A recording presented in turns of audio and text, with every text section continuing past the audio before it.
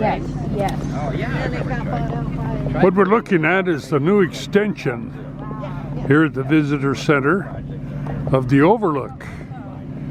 Now available for wheelchair people, crutches. You don't have to climb up to the roof like you used to have to.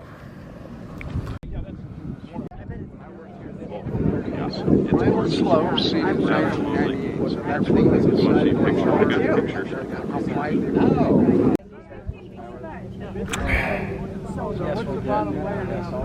I had 2 battery backups.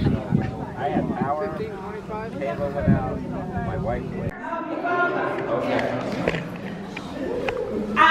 Good afternoon, everyone. I just want to welcome you to US Forex. I just want to tell you that we are celebrating this year our 150th year in operations, and we're super proud of that. We started in Death Valley, California, and then we, migrated this way. And we've been here 97 years. So we're one of the oldest companies in California. And we have a legacy that is as long as that 20 mule team that you saw in the parking lot. Anyway, so I just want to thank you all for making the trek out to Boron. I have a little fun thing I want to share with you because Richard, I think this will get us off to a good start. So, wait, first I want everyone to introduce themselves. Sorry. I'm Mary Beth Harrison. I'm the External Affairs Manager, Communities and Social Performance for Rio Tinto US Forex. And to my left? Oh, Stand up. I'm Carly. I'm the I'm the CSP advisor. And I'm actually attending. And this is her first? Yeah, this is my first time Easter meeting everybody, so welcome. Oh, me? Karen Macedonio. I'm a council member with California City, and I'm also a director on East Coast Healthcare District. Dave Janis with the Channel Lake Alliance up in Ridgecrest, and it looks like I'm going to be Mayor Bruin of Ridgecrest. He was supposed to come to lunch and the meeting, and he just texted me and said, I'm not going to make it. Can't get out of town. That happens. Thank you for joining us. Hi, Richard Chapman, Kern Economic Development Corporation. We have a couple people still at the... Oh, do we? They're still outside? Is Stephanie here? Yeah, I hope she's okay. Okay, Carly will go and check them out. Okay, right here. I'm Alan Sherkey. I'm with Holiday Rock.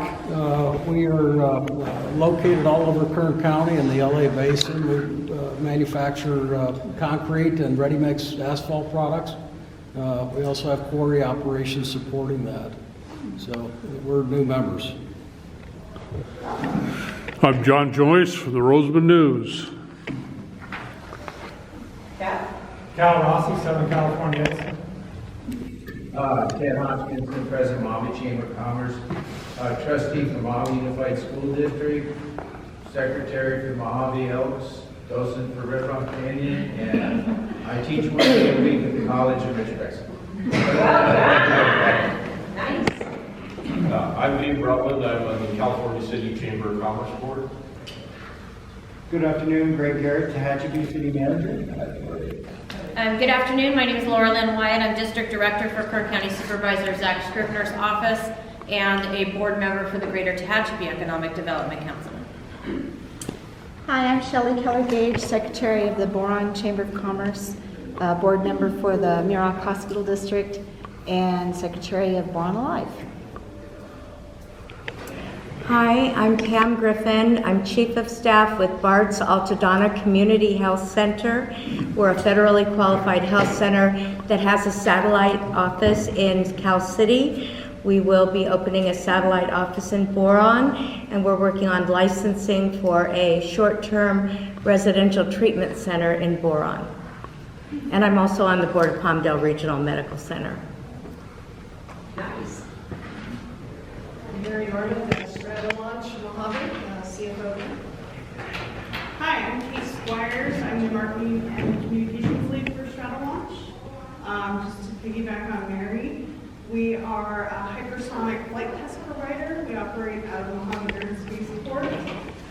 Everyone's seen the big airplane. It's the elephant in the room. It's the world's largest. We are using that as a launch platform to launch hypersonic test vehicles and payloads on board. Cool. Ashley Cortez, I'm with Waste Management. Drew Mercy with Emerald Valley Economic Development and Growth Enterprise. Good afternoon, Edward Martin, Site Administrator for Admin Tehachapi Valley. Hi, I'm Katie Angevine, Business Development Manager with Classen Corporation, a Bakersfield design build firm. Kirsten Webb, I'm the Director of College and Career Programs for Kern County Superintendent of Schools, and we are actually trying to support East Kern County by providing a career expo coming up in March, so wanting to create some connections with some industry to help support the growth and development of industry here in East Kern. So I'm excited to be here. Excited to hear more about that. That'd be great. Steph, we missed you. Hi y'all, I'm Stephanie Severs. I'm the CEO of Altamore and Prettyman. We are based in Ridgecrest, but we are in all cities on East Kern. All y'all. All y'all. Okay, did we miss anyone? Oh, Supervisor Scribner, not it.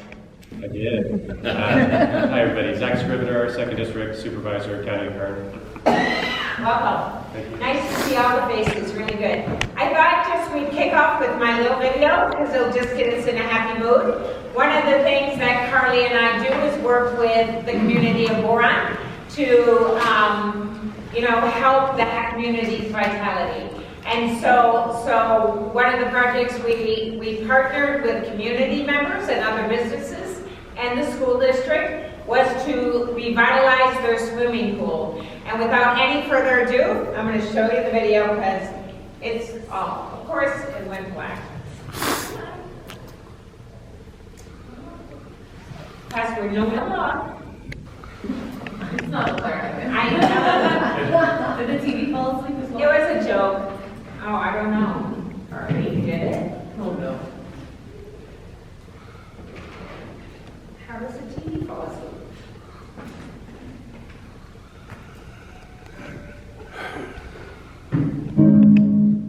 Okay, you might hear this crazy lady's voice. I don't know how to slow her down. You don't, but.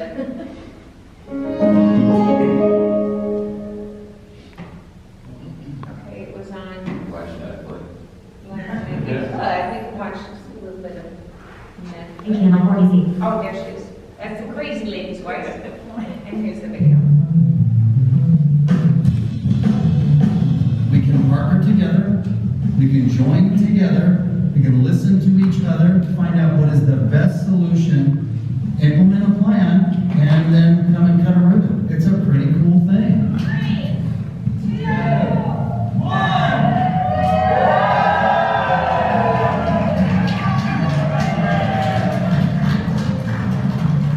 This is the day we've been waiting for since 2020.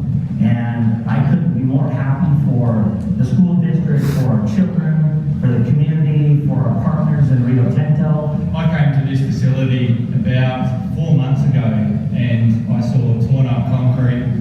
I saw a pool area that had algae and slime, and compared to what we see today, it's night and day. So the amazing transformation and the partnership between community, US Borax and the government has turned this facility around. So I just want to thank everyone.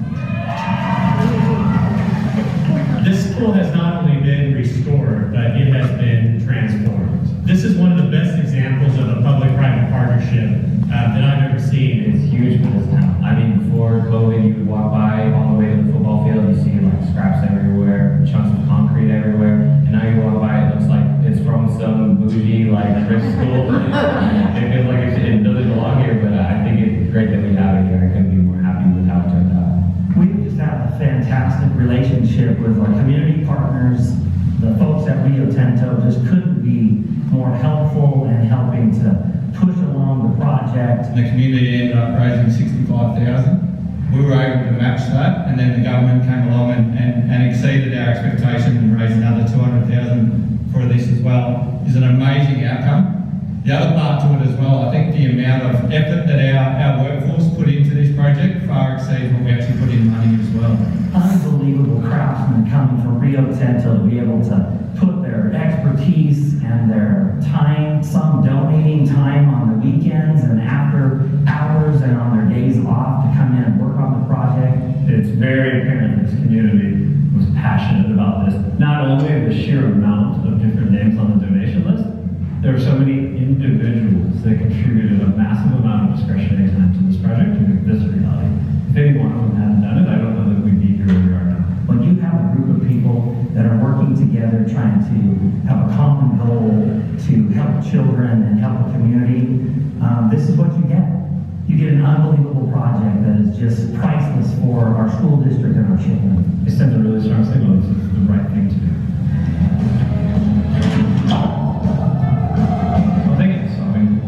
That community sees how we can partner and how we can add value to them, and that's where I felt pride is probably the word that came out for me from everyone, and so I'm so proud that our company could actually be a part of it. They don't understand how much it means to the student body, they don't understand how much it means to the school in general, and to the elementary school students who are going to be coming up, who get to be involved in this pool and get to swim here and have so much fun here and make so many great memories. I mean, I made so many great memories here, and I'm excited to make so many more. So I would thank them so much for that.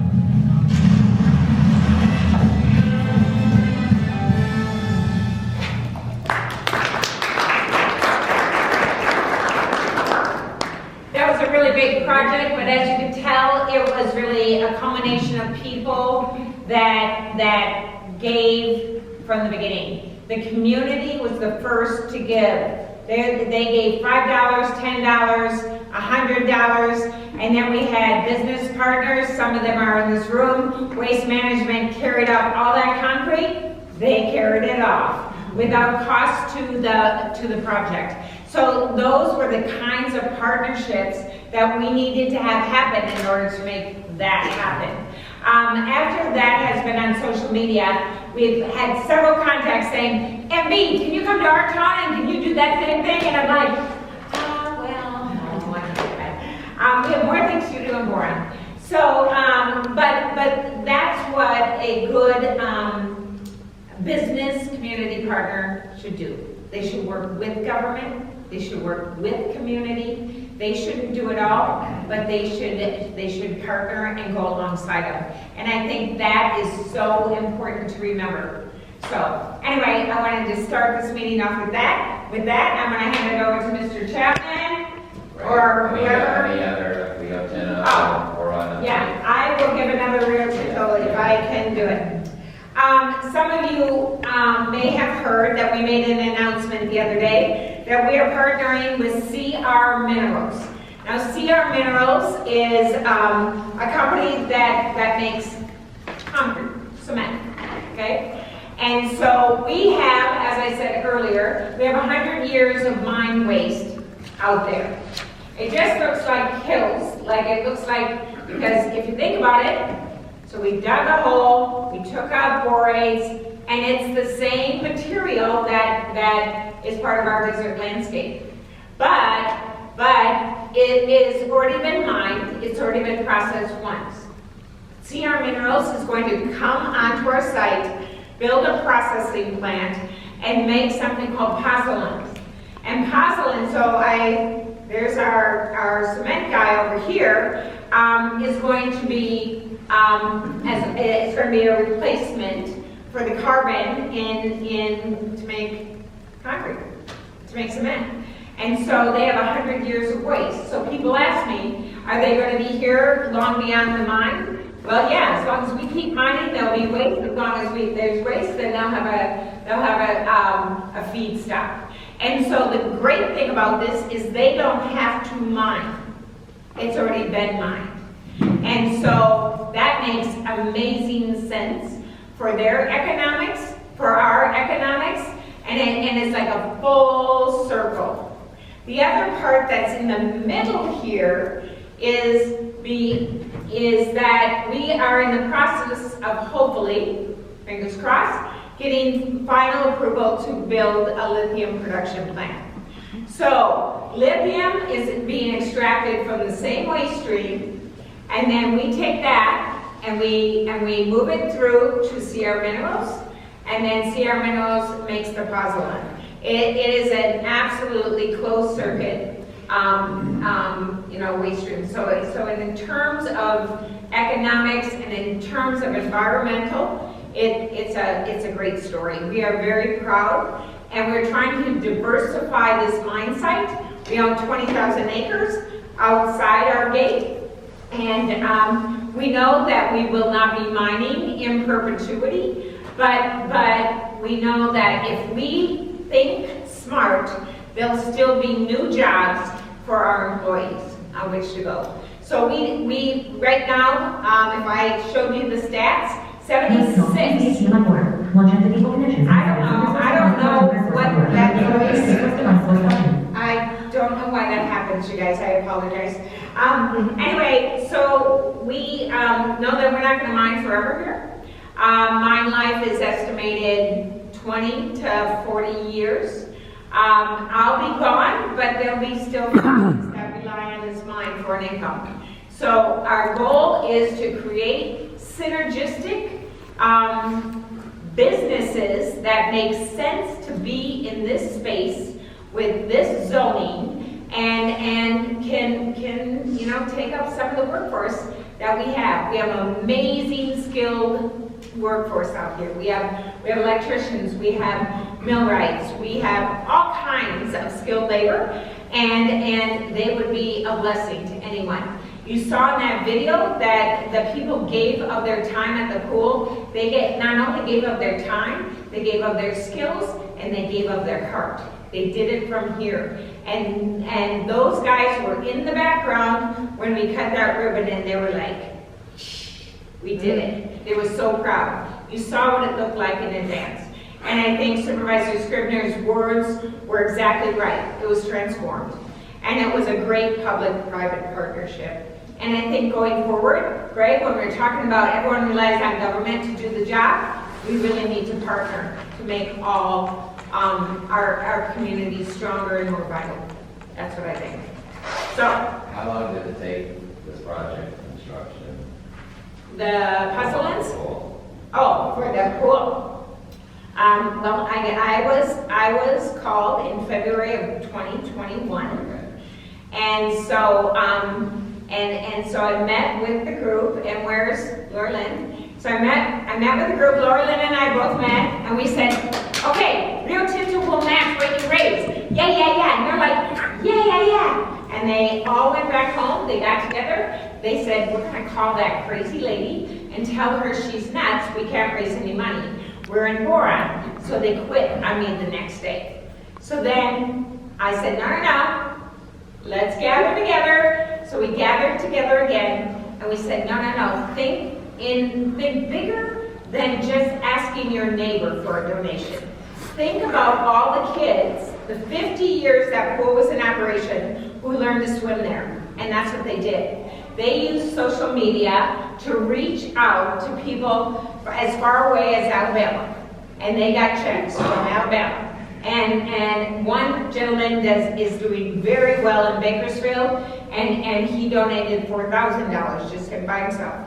And so there were people that had a heart for the pool, and we knew that, that would be the catalyst. But it took time. People in the community were critical. They're like, it's never gonna get done, wah. And this is me. Patience. We're doing it right. One of the things that I didn't say in that video was that the money raised helped to revitalize the pool, to add the fence around the pool, which is new, and the new concrete decking. It would not have restored the locker room. So Rio Tinto came in and did that. Because you can't have a brand new pool and have a icky locker room. So so that's where our craftsmen really came in. Is it cost money? It's not called that, but I do get some naming rights for when we open it full time in the spring. So that is yet to be released, my friend. Anything else? One Any other question questions? Yes. on the pool. Since you were raising money from the public, did you keep this entirely public or the public-private entirely private so that you could avoid the prevailing wage costs of doing the work? Were you able to do that and keep it at the lower cost level? Unfortunately, the school is the actual owner of the swimming pool, so they have to do the payment. But our contractors were very fair in that space. But yeah, we had money that came in through Boron Alive, which is a 501c3 nonprofit organization here in Boron. Then the mine wrote a check, and all that money went to the school district. And then the grant from the state of California, our state senator Shannon Grove was able to get that money for us. Got the $200,000 came from the state. Great. Anything else? Okay, now I'm done. But the puzzling thing is really cool. So when we do a ribbon cutting, I'll invite y'all. And we will be doing a state of the business, which is an event where my COO comes up here and talks to you. And he's going to tell you he's got a much better accent than I do. It's Australian. And then you'll be able to get in a bus and go to the bottom of the pit, which is great fun. So if you're interested in that, I know I sent this out. I think the last time I said this was 2019, and it was for the 2020 March event. What do you think happened? So I haven't done one since. Yeah. Go to the bottom. Go to the bottom. Have you ever been? No. It's fun. Richard has. Have you, Richard? To the bottom of the pit. 60s, they let me back, 60 stories. We were thinking about, Everyone get a copy, so I don't have my PowerPoint this time. Oh, here we go.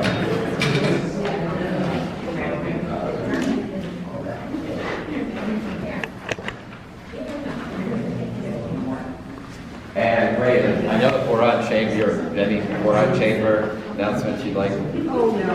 Okay. There are cookies here if anyone's interested. Okay.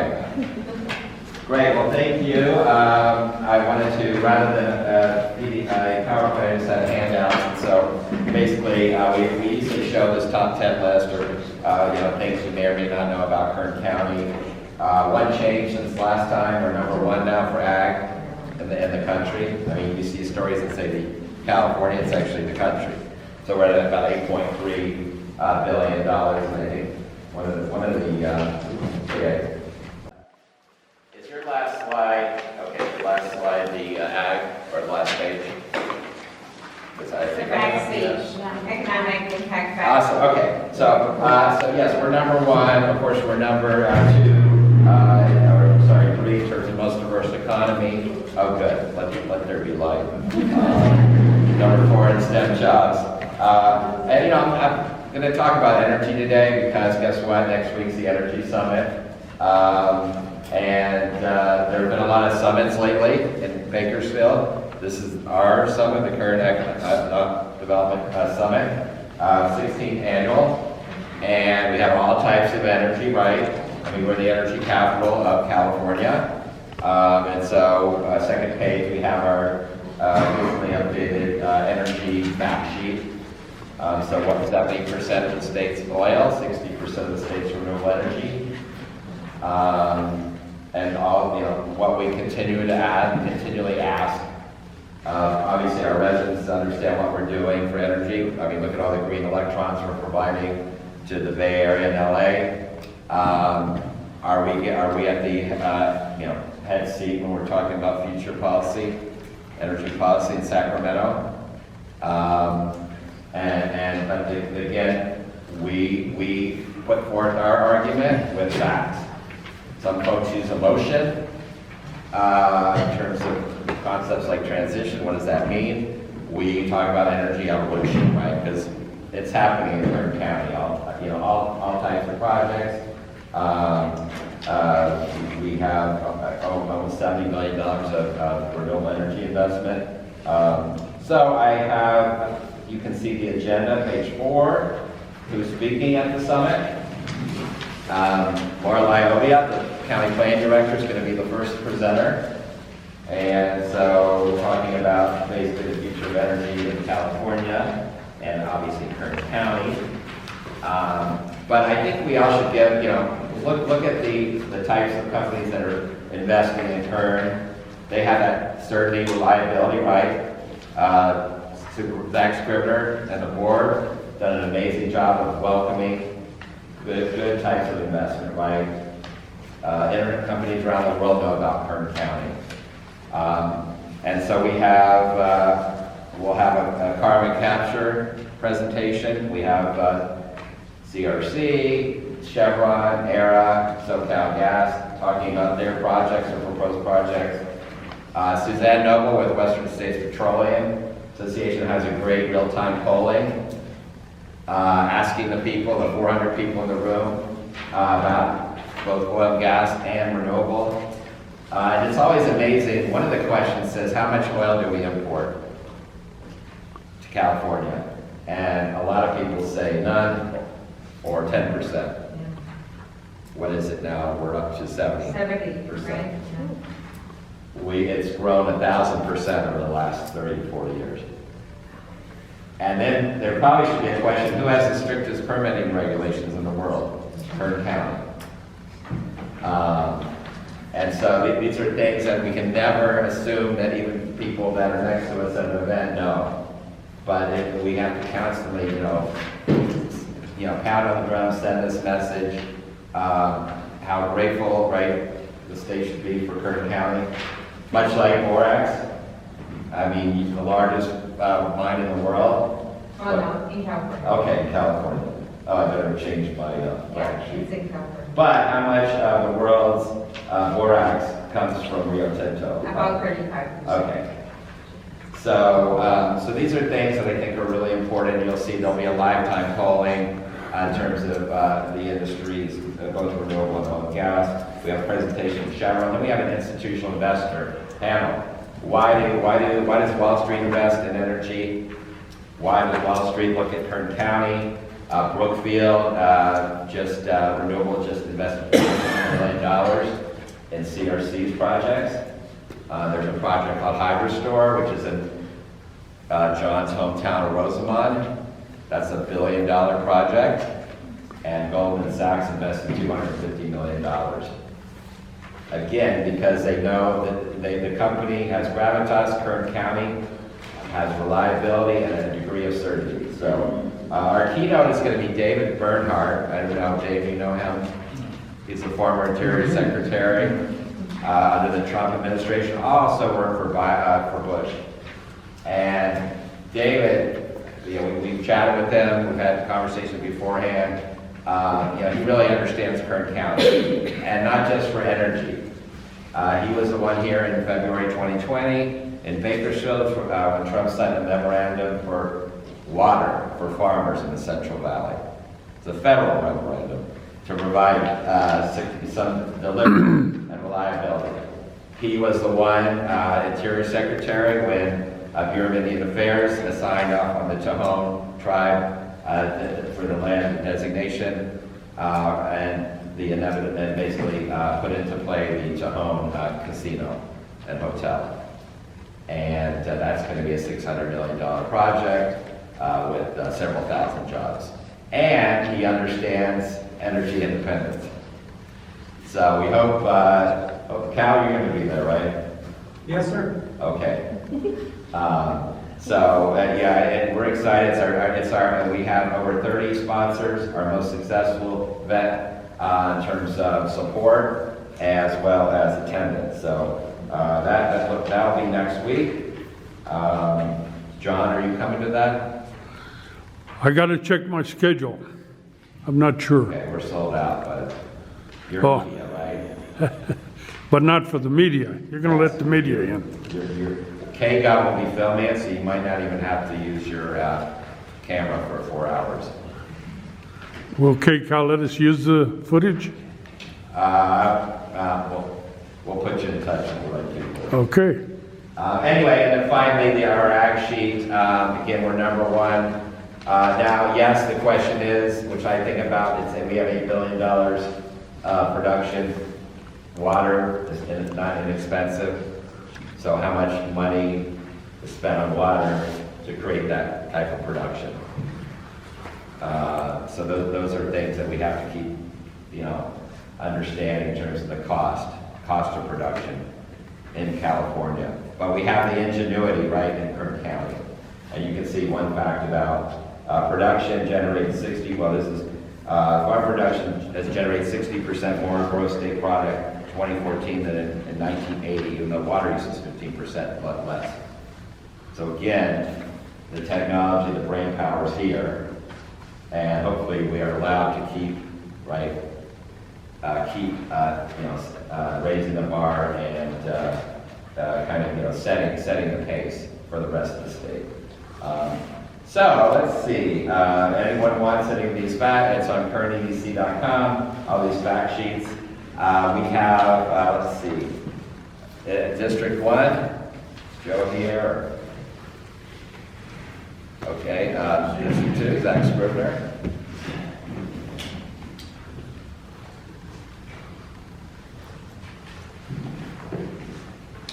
Good afternoon, everybody. Thanks for having us.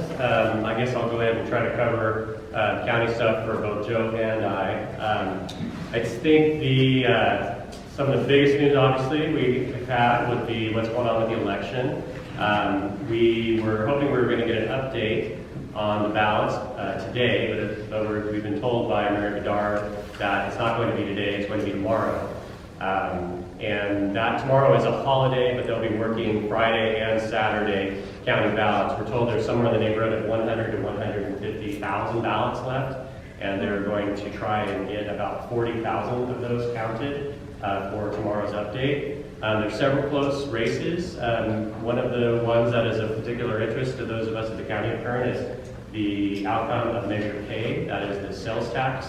That was on the ballot for the unincorporated areas of Kern. That showed a lead of, I think, around 4 points when the first posting happened on Election Day. The first posting is always the mail-in ballots that have been received by the weekend. So anything received as of Friday before the election, those have all been loaded into machines, and they say that they're not counted, but they're tabulated. Don't ask me to tell you the difference between what counting and tabulating is. I think the difference is you don't get to see the number, but they have been loaded and run through. So that's the first thing you see, that pops up. And then all the votes that come in that night, so there was an update around 10 o'clock at night, an update around 11:50 at night, and then again at 2 o'clock in the morning, roughly. Those are the election day votes. So those are the people who actually went to the polls and got their ballot, filled them out, and turned them in on election day. What remains to be counted are all the late mail-in ballots. So everybody who mailed their ballot anywhere in the last few days up to election day, and they have up to 7 days, I believe, to count anything that was mailed in, that was postmarked by election day. The other ballots that there are to be counted are the Dropbox ballots. So you put a ballot in any of the Dropbox sites, and there were many, many of those throughout the county. Those are also going to be counted as part of that 100 to 150,000 ballots. And then you have your provisional ballots, which are for people who showed up to a polling site. They're told this isn't your polling site, but we'll go ahead and let you vote provisionally. And as long as your ballot wasn't turned in someplace else, this will be your ballot and it will be counted. So we'll keep an eye on how things all shake out there. There's lots of jurisdictions that had sales tax increases that were on the ballot as well, and so I know that they're keenly interested in the outcomes. So we'll see what the trend may or may not tell us tomorrow when that comes out.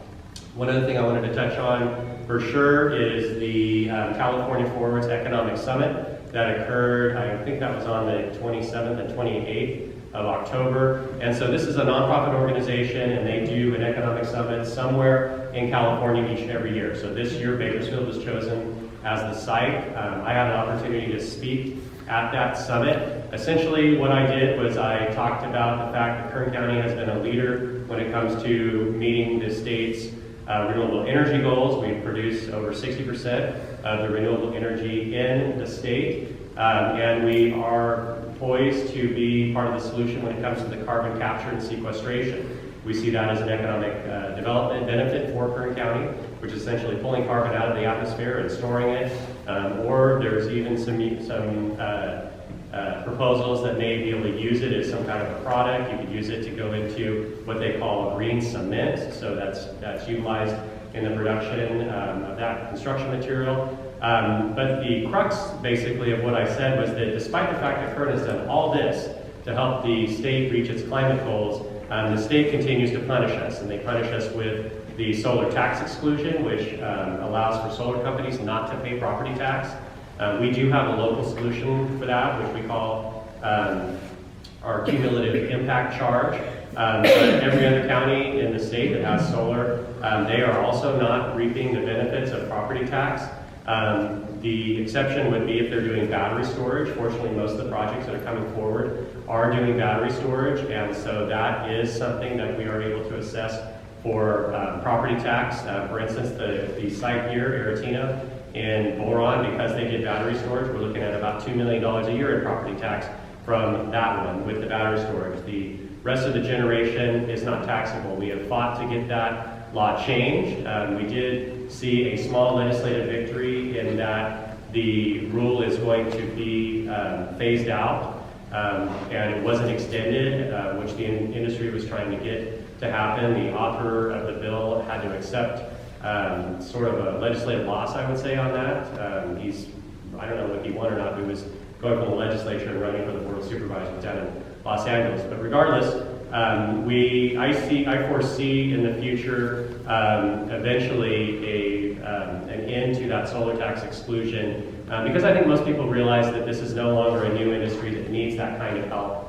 They can compete on a level playing field with other types of energy production. And so I expect that to go away. But whether it does or it doesn't, Kern County does have that cumulative impact charge that we are going to be assessing for all solar projects, new ones, and we've had several that have come through that have already paid that cumulative impact charge to offset the impacts to public safety, to any other kind of infrastructure, roads, et cetera, that they may see. I also talked about, of course, the governor's war on our oil industry.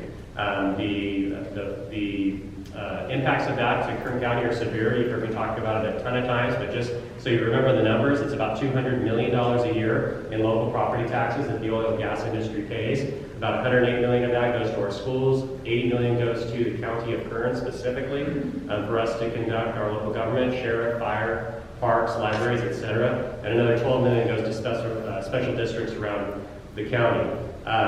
The oil industry did see a victory, and so did the county of Kern, with the decision of Judge Polskamp to allow for our oil and gas EIR to be reinstated. Therefore, the permitting for oil can start again. There were a few minor issues that the judge saw when we were sued by some environmental groups and some farming interests that needed to be fixed in that EIR. We did fix those minor things, and so last month we were told that we could continue oil permitting. We had about 60 that were permits that were waiting all that time, and once we opened the portal on the day after the ruling, so that was I think November 3rd or 4th, was when we opened the portal, we received roughly another 300 requests for permits, and so we are processing those around the clock, working 24 hours. We're paying staff overtime in the planning department. We're going to want to get as many of those pushed out and up to CalGen, which is the state permitting entity for oil,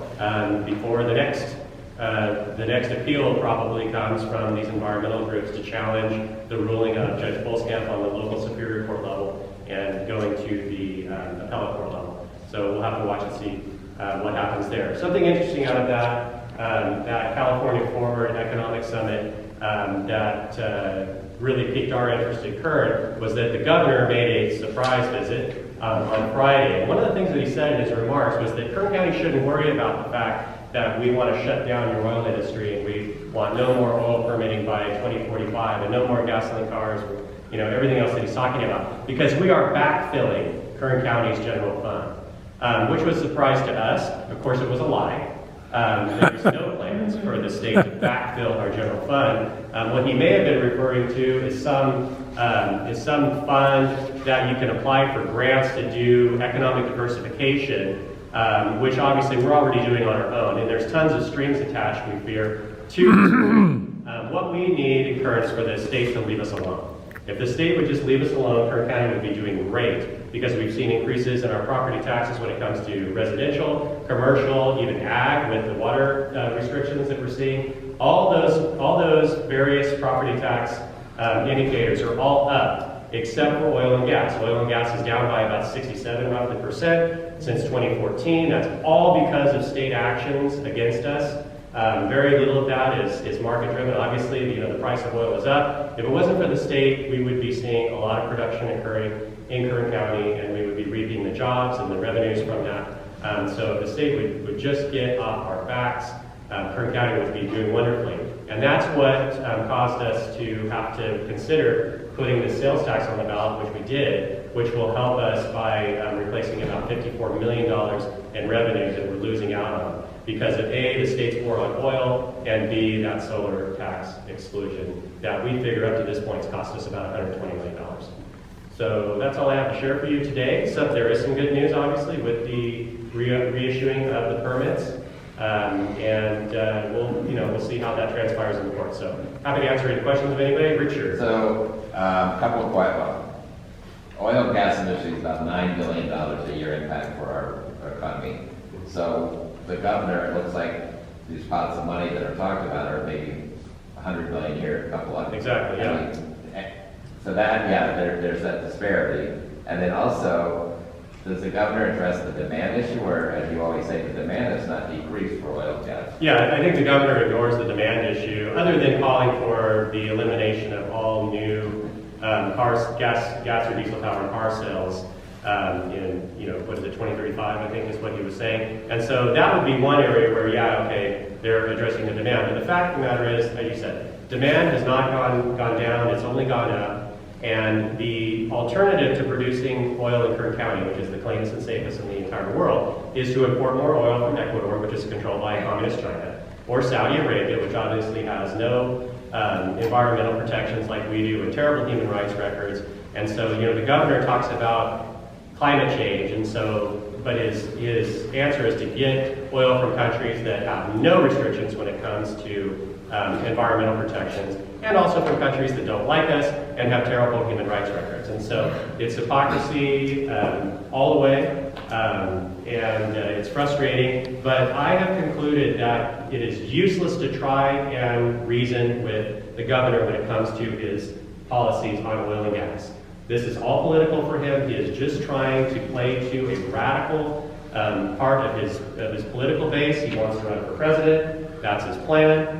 And so he is trying to shore up those credentials for himself politically at the cost of families in Kern County that rely on the industry. 10,000, good paying jobs, tons of indirect jobs that are tied to the oil industry. And as I said, the most environmentally sound oil production anywhere in the world. So the prospects of trying to convince him that he's wrong are useless. We just have to wait this guy out. And so 4 more years of this. Hopefully we get somebody who's more reasonable in the governor's seat after he's gone. Yes, ma'am. Karen, back to the ballot, because I'm so excited that people are actually asking questions. But you're my opportunity to talk to an expert before I use social media. Okay, and full disclaimer, all I'm doing is going off of what we're being told by the elections office, which I will say changes by the hour. Okay, so we've got about, we've got 900 million, or 900,000 population, right? Yeah, roughly. Okay, how many registered voters? Oh gosh, I'm not sure. I don't know how many registered voters we have. I'd be taking a shot in the dark. Okay, no problem. It'd be, probably 350, 400,000. The drop box, is it drop box separate from the polling location? If people took their ballot to the polling location, that was counted that day? I don't know the answer to that. That's something that I was wondering, because I don't know if you took your ballot and it was sealed and you dropped it off, if that is included in Dropbox, or if that would be considered as an election day ballot and then run through the machine. And so I don't know the answer You to know that. how to get find out. Yeah. 100 to 150,000 ballots left to count. Which is Maybe a wide range. could change anything. Yeah. And California City right now is like a snow globe turned upside down. 40,000 this holiday weekend. Do you have any idea how long it'll take to count all of them? No, I don't. They say that they're working through the weekend. So that would be working tomorrow, which is the Veterans Day holiday, and also working Saturday. So if you figure they think they can get 40,000 done by tomorrow, and they say they have 100 to 150,000 that are still there. So I think you're looking at 4 or 5 days before they get through that amount. But remember, you also have those challenge ballots. And so you've got the ones where if somebody mailed in their ballot and they signed the ballot, the signature, say a staff member, when they were looking at it, said, the signature doesn't match the signature that we have on file for the voter reg card. Then they send them a letter and say, hey, we have a question about your signature. Please sign this, send it back so we can compare it so we know it's you. There's a time that takes, and I can't remember the statutory requirements, but they have, it's about 3 weeks before the election is certified. So final, you're looking several weeks out. But I would think we're gonna get a pretty clear picture, provided they stay on the pace that they have laid out. I'd say we'll probably know something, pretty solid by the end of next week. And the reason I'm happy about the questions, because more people are paying attention. I'm happy that you don't have the answers to the questions I'm asking, because I make me feel good about myself. Good, yeah. If you're looking at me for ignorance to make you feel better, hey, I'm happy to provide that. But because of what is seeping into popular consciousness from our media, I'm trying to build trust in the elected officials and in the government. And this delay without, to use Richard's, an explanation of the facts, makes us look vulnerable. And so that's why I was asking the questions, because when you don't tell your own story, somebody else tells your story for you. Yeah, for sure.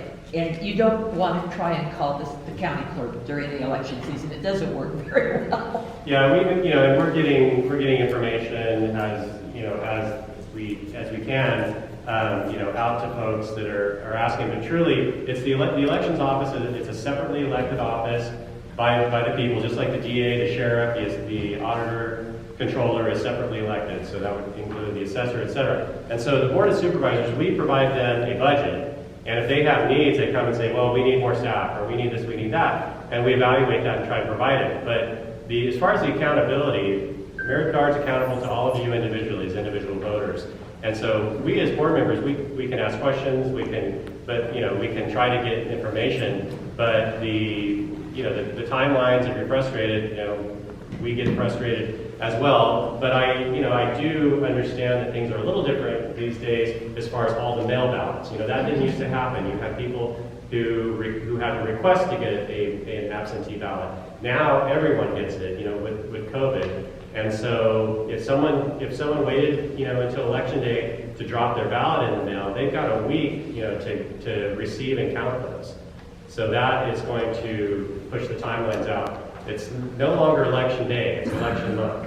I mean, Zach, so it's California, right, we have a month basically to get in Florida, most 99% of the vote. Well, I think they count before the actual election day, right? So those numbers drop that evening, right? Yeah, and that's what I was explaining, with us. Anything that comes in, when you're on election night and it's 8:30, and you see, okay, these are the results, and they'll say, 118 of 246 precincts reporting. Those are all the ballots that came in before, I'm thinking Friday, that's what I've always heard in the past. So anything they've received by that, they got them, they're loaded in machines, and that's what you see first.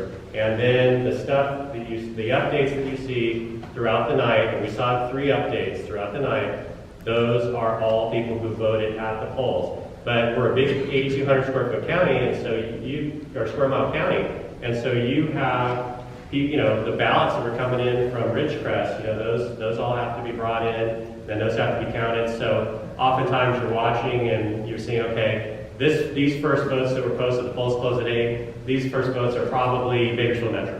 And then you're starting to see the outlying areas come in. You know, after like, I think the second or third update, I was looking, there was one vote from Bear Valley that was counted. And so I'm thinking, well, there's gonna be more of those. So anyways, that, you know, and your guess is as good as mine as far as where they're coming from at that point. The interesting thing is there's so many races that are really close, like 1 and 2 and 4 votes. Yep. I've never seen so many close before. It's wild. Yeah, definitely. Yes, sir. Zach, you didn't mention term limits. Oh. Any intel where that's going to be? Oh, well, I think that's one of those that the margin's so big that, you know, you figure that they're going to pass. Yeah, so I don't see that one changing. And there's other races, you know, I mean, if you have, you have 15-point spreads, you know, in some of these, you know, I think that those are likely to remain the same. But, you know, these close ones, I mean, if just looking at past elections, you have, for instance, the city of Bakersfield's measure in, the sales tax measure, that was back in 2016, that was losing by 2,000 votes on election day. The first update that came after election day, I think it went to a 2,500 vote deficit. But by the time all the counting was done, it won by 91 votes. So that's a 2,600 plus, a roughly 2,600 vote swing that occurred in the subsequent couple of weeks. So those could go either way. And I think that, you know, I've been a political observer for a while. I think once you start seeing that first count, that update that comes in after the election day counting, so say they do an update tomorrow, that may or may not show you a trend where some of these things are going. So if you saw someone who on election, the first returns were losing, but election night, they've overtaken that, and then they're winning, and then the next count that comes out tomorrow shows them widen their lead, then you can say, okay, that's probably a trend. But I don't think it's going to be at all odd if we see some of those close races go up, and then you're down, and then you're back up again. I mean, that can absolutely happen, depending on where the votes were from, because the folks that are now, the ballots that are being counted now, these are people who on election day, they dropped them in the drop box. So maybe that looks more like the election day votes, and the folks that mailed their ballot late, that probably looks more like election day because they were voting roughly at the same time, if that makes sense. Versus someone who maybe voted way early, and then as a campaign continued to materialize, more information was out there for the voter. Maybe those people would have changed their mind, you know, over the course of that 3 weeks, depending on how the campaign rolls out. So it's very, very difficult to say. I would just look at a trend. So if something was winning, or someone or something was winning on election day after the 2 o'clock update, and then this next count, and they're still in that position, then I would think, yeah, probably generally, that's probably how it's going to go in the subsequent counts. So, anyway, any other questions? No? All right, thank you all. Appreciate it. Appreciate that.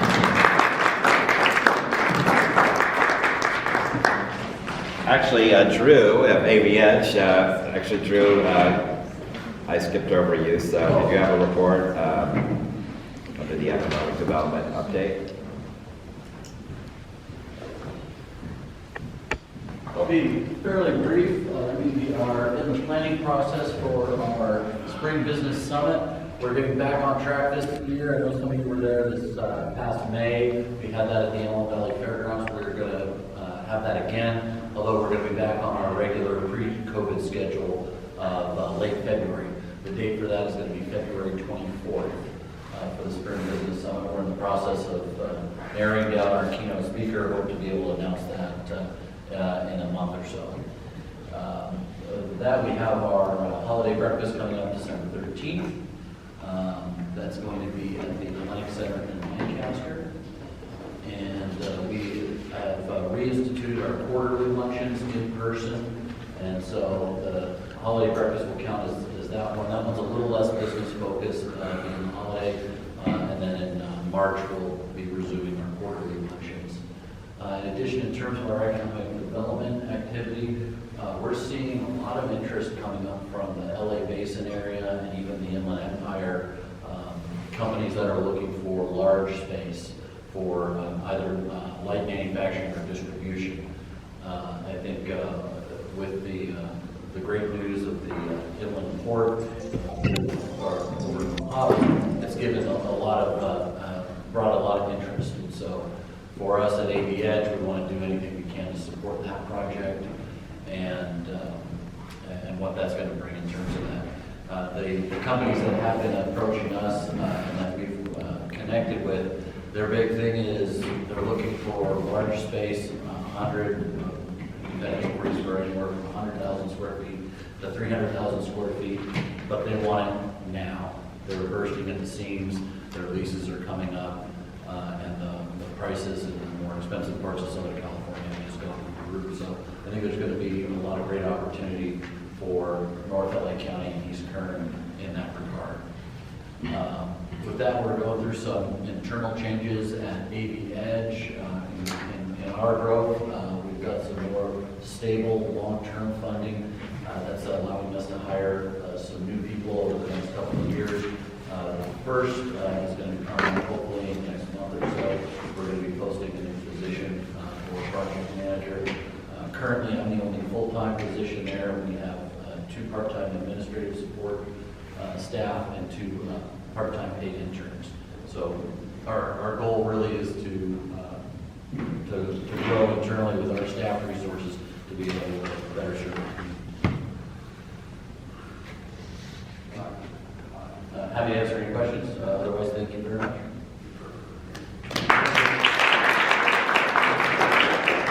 Good afternoon, everybody. Seems like every 2 years we live in purgatory with elections, but it's worth it because the democracy is worth fighting for, that's for sure.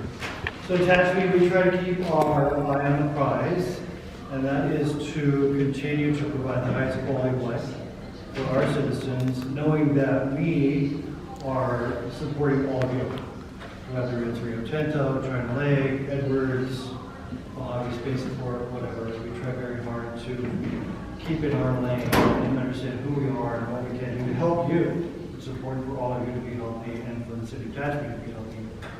Also, a couple things of note. Let's see, we have a new Starbucks. Somebody's going to get a new Starbucks. This is our third over by the hospital, so that should make Edward happy. It's going to open tomorrow, South Beverly. There's a little drive-through which will help alleviate some of the congestion at our current Starbucks. There's 3 suites available. Today, Jay and Corey are meeting with the owner and a couple of potential tenants. So we're pretty excited about that. We want to keep things. Town Place Suites, again, over by the new hospital. It's 86 rooms, I believe. Every room has a kitchenette, if you will, so it's a mini apartment. So supporting all of you, I believe, in that aspect also. I've been told they've been very, very full, so that's a good sign. Our transit occupancy tax, which is a TOT, which is an 8% tax on bedrooms, the bed tax for the hotels. We're looking at receiving about $1 million a year just from that in the city of Tehachapi. So it's big for us. So we're providing the rooms, but we're also getting revenue that we can push back out in the form of public safety, parks, and those sorts of rooms. Chipotle is under construction, so the owner of the little strip mall there, the Chipotle is in build, he owns the building. So he's turned the building over to Chipotle. They'll be leasing when they're doing their tenant improvements there. So that's pretty exciting for us. Another wine bar in Tehachapi. So we have 5 wineries, 3 breweries. We like to drink. There's another wine bar that's been approved, Bodega Castillo, I think. It's on Green Street. So this is really exciting for us too, because when I started the city nearly 20 years ago, downtown was pretty rough. And we created a plan and vision. We started investing money, infrastructure, so on and so forth. And this little business is part of that success story, right? It's on the north side of the tracks. We've completely redone all of the asphalt, the curb gutter, sidewalks. In that neighborhood, the property values are going up, and people are investing. And so this little wine bar will add to that area. So we're really excited about that. Hovanian, they are a national home builder. They're in Tehachapi now, and they pulled about 10 permits. Their model home will be open later this month. They're getting $565,000 for this home, so it's a lot of money. Now interest rates are rising. You never know what happens overnight, so on and so forth. As long as we continue to do our thing in our little circle, I think that we can continue to control our destiny somewhat, for sure. We have a condominium development that is under the infrastructure construction now, so the curb, gutter, sidewalks, water, sewer, those sorts of things, 36 condos. So that should help us and maybe all of you. And then we're using a company called Placer AI. They're a company that tracks you with apps. And we can tell where you go, where you shop. You go to Walmart, then you go to maybe Walgreens afterwards, you do the Delphi for drive-thru, those sorts of things. So we can look at trends. We've also hired another company that helps us with real estate. What is available in the commercial world? What's vacant? Who owns the property? Really owns it? Because sometimes you can't figure that out. We can now know that. And then also what's empty, what's for lease, when the lease is coming available. So we can try to connect people together. Owners of buildings, businesses, so on and so forth. So we can use trends and data, we are now doing that, to help us keep our downtown and our retail corridors full. We're less than 3% vacancy, which is unheard of. We want to keep it that way. I know business is 100%, but we're working hard for our citizens, and we want to make sure that we're healthy and all of you are healthy also. Any questions from me? Thank you.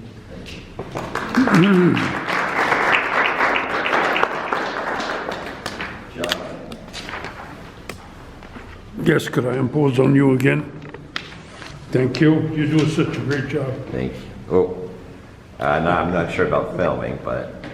Rosemond is very happy about Measure K. That'll bring funds, we hope, to our unincorporated community. I also got word from the liaison to East Kern, Laurelyn, that the pool at Rosemond started construction today. And this is Supervisor Scrivener's foresight and promises to fill the pool back with water. And I'm hoping we can get a swim team in Rosemond to compete with the other swim teams in the Antelope Valley, all of which use public pools, not their own pools. We have 2 new communities with the models built, and they're selling homes west of the Rosemond Library, one of them. The other one is on 30th and Orange Avenue. These are brand new communities. Single-family homes selling the area, 400,000 or more. The traffic for the air show was great this year. We had hundreds of thousands of cars, but they went right through Rosemond onto the base and parked out in the dry lake bed. It was great. In years past, it's been a nightmare. This year, whoever handled it knew what they were doing. The cars passed right through Rosemond, right through the base, parked out on the dry lake bed. The problem was once you got out to the lake bed, there were no signs to tell you which row you were in or where your car was. So there's 100,000 cars out here. They all look the same. There's no lines, there's no marks, no numbers. So they got to improve that. What everybody did is take their cell phone, take pictures from where their car, or where the buildings were, so when they came back, they could estimate where their car was. The only way I found mine was to click on the door and boom, boom, whatever it was 2 rows over. Let's see. That's it. Roseman is ready for you to come anytime and visit. And happy Thanksgiving. Thank you. Well, Johnny said they went through Roseman. Don't you want them to stop and spend money? Not 100,000 of them. What? No. Okay, great. Well, next, Ridgecrest. We have Dave and Stephanie and the international award winners. So congratulations, and I saw it on LinkedIn. So what award? Most powerful woman. Yes, I'm the 22nd most powerful woman in credit unions in the U.S. Great. Right.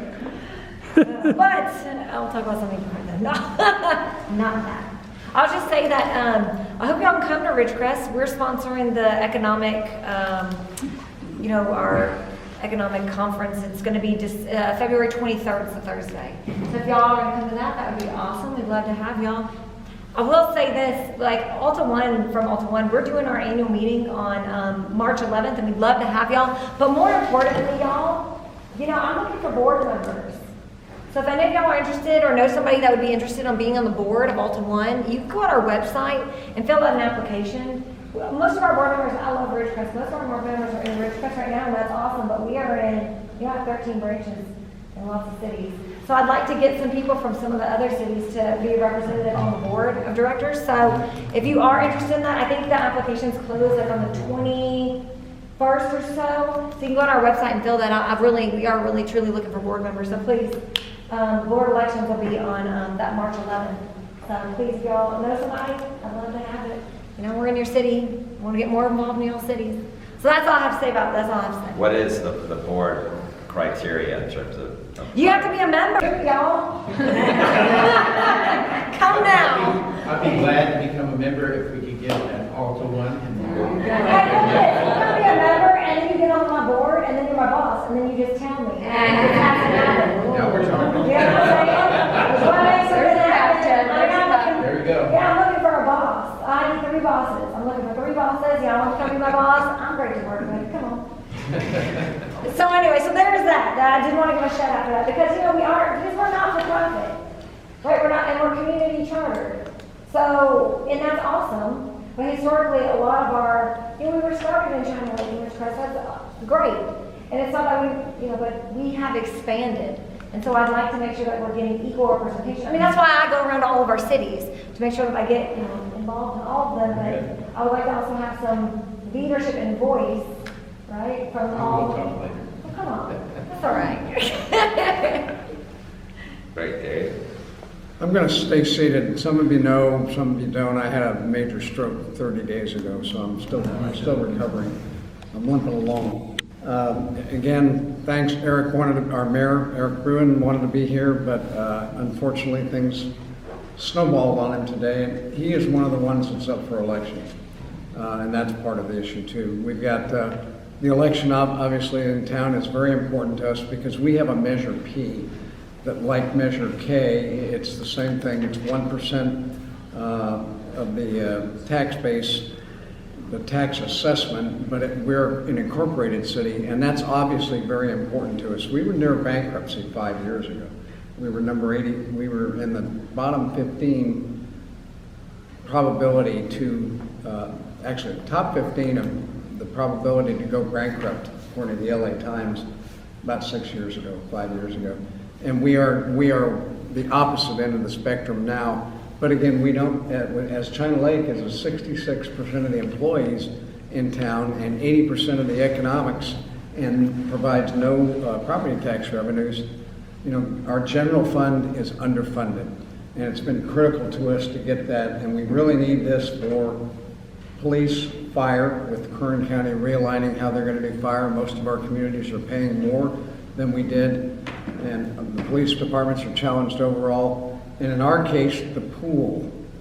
We're a community of 30,000 people. Our pool was declared, had an ADA discrepancy, and an activist got it shut down. The earthquake rendered it totally useless. And we've been trying to raise the funds. It was really interesting to hear you talk about Boron's activities. We ran into the private fundraising and the prevailing wage problem because we've got a lot of private money sitting waiting. So one of the things the city council and the mayor have promised with this tax revenue is we're going to get the pool redone. And I will say, last year of COVID, our high school won the state swimming championship, or the state swimming championship, without a pool. And so we're going to do this for the kids, and if Eric was here, he'd be screaming about that. So Eric's up for election. We've got 2 council members, one of whom is termed out. The other one is the one leading the water charge, and that's the #1 issue for the future of the base, according to the Navy. That's the #1 encroachment concern, and it's the #1 most controversial subject in the community because we're all going to be paying a lot more. We don't have any internal access to water or external access to water in the State Water Project. Imagine if ABEC didn't have any access. That's the situation we're in. We're going to have to pay the infrastructure and the sustainment fees to build a pipeline either north from Cal City and ABEC, connecting to ABEC, or from the DWP with all the politics involved in Inyo and DWP. And that's overwhelming, perhaps, the politics involved in that, and the charter founding for LA of DWP. A number of things come into play there. So that's a very big issue. He is anybody who touches water, that is the sticky wicket in our town. That's the biggest controversial issue we have. So he is the city's representative on the council. So far, the early results, as Zach says, they don't tell us much, but it looks very positive for our mayor, who's been a most positive leader and cheerleader for the town and getting it back to where we need it to be. And that particular councilman and Measure P. We're up by 3 points, a little bit less than Measure K, but we're looking positively at that. School board's another story. 2 of the 3 incumbents look like they're going to be defeated, but we'll see what happens. The base reconstruction, it's going to end up about $4.1 billion. We're about $3.8 billion spent so far and obligated. The new admiral, we hosted a luncheon with him the other day. He came and spoke. It's all 100% on schedule still, which is phenomenal after the earthquakes in 2019, the immediate fund expenditures, and the massive influx we've had of workers and construction in town. The gym, the multipurpose facility for the gymnasium is actually a part of it. The chapel, the multipurpose meeting room to replace the theater that was asbestos out. That grand opening, the ribbon cutting, is December 1st, so it's later this month. The public is invited. That's going to be a wonderful facility. Half the people in town were born in the hospital on base or married in the chapel, so it's a interesting piece of history. We've got a 2-day convention in town yesterday and today, the California Contracting and Acquisition Professional Procurement Industry Days. This is where all the government contractors come and hear pitches from the base and the community on what local options government has for them to participate. So that's very well funded, and there was a large reception for that last night. The Holiday Inn Express finally opened, and it opened 2 weeks ago, and the next weekend we've got 1,000 hotel rooms in town now. 1,000 of them were fully booked. And the Holiday Inn Express was completely booked on the total of about 85 plus rooms. The first night it opened by a movie production company that I'm not at liberty to say. They're filming out by the world famous Pinnacles. You all probably know about the Pinnacles. Top Gun 3. No, it was not Top Gun 3. It was a very famous movie I can't say anymore, movie company. It was an interesting production. I guess that's the last thing I had. Again, things are going really well in town right now. We're really on an upward vector, and we were at the reception last night, we were all cautiously optimistic looking at the results and what it portended for the future of Ridgecrest. So we're happy. And you won a big award, right, last night? Loudmouth. What is it called? I won Defense Leader of the Year for the CCAP. And that was. But as any of you know, individual leadership awards are about a lot of other people that made that possible. Both folks in my organization that support me, Jan Bennett, who's been the glue behind that organization, China Lake Alliance, for 30 years. She runs it all behind the scenes by herself, volunteering. And then the other ones are the community leaders that listen when I come in and say, hey, we got an issue and we need to talk about this. They're always open, they listen, they consider, and then they take action. And that's all anybody can ask for. Great, well, thank you. So did you two get like a big trophy or something? What is the most powerful, 22nd most powerful woman in America? What award do you get? You get a whole lot of emails Okay. from a lot of people trying to talk to you all of a sudden. That's what you get. Okay. Well, great. Well, thank you. So Mojave, I know we're really happy to have Strato Launch, and then I know we'll have the chamber. But Strato Launch, Kate and Mary. I was privileged. I was one of the tour guides for the Cal Forward aerospace tour, but we obviously saw energy, ag on the way on 58, and Strato Launch hosted us, and it's just phenomenal. I still know what is it, 800,000 pound? When it's What's the weight of that plane? How does that get off the ground? But I do want to say too, we talked about, Zach was mentioning the oil and gas industry and ag and Sacramento's understanding appreciation. Aerospace is so important, and the competition is ruthless, right? Yeah. New Mexico, Florida, how do we, they sent delegations to DC with 100 people supporting that, advocating. So how do we work to make sure that the aerospace industry is, infrastructure is incentivized, obviously there are talent issues. So yeah, would you all like to say, I know you had a big launch last week too? Sure. Yeah, go ahead. So as I said when I introduced us, we are an aerospace startup company that operates out of Mojave Air and Spaceport. Originally, the company was started under Colby Allen, the co-founder of Microsoft, and he had partnered with Burt Rutan, Scale Composites, to build the Rock aircraft, which is the world's largest flying aircraft. And that aircraft was originally created to do space air launch. Unfortunately, Mr. Allen passed away in 2018. Shortly after he passed away, the company did complete its first flight of Rock, but after that point, the trust really didn't have anything to do with the project any longer, and so they put the company up for sale. So it was a bit shaky for a while as to whether or not the company was going to continue.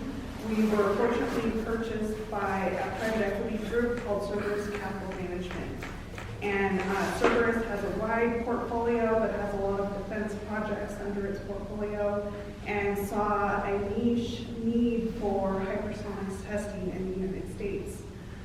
It's not a secret. Our adversaries are far ahead of us in testing, and Russia actually allegedly fielded a hypersonic weapon in the Ukraine crisis. And so I love Mary Beth's theme talk on company and government partnership, and that we are a partner for the federal government to go out and start doing more hypersonic testing at an affordable and routine rate.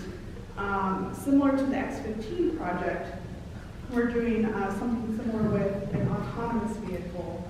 Our Talon hypersonic vehicle is about 28 feet long, 14 feet wide, can carry a variety of payloads on board, materials, sensors, you name it, anything that you need to test for a hypersonics defense system.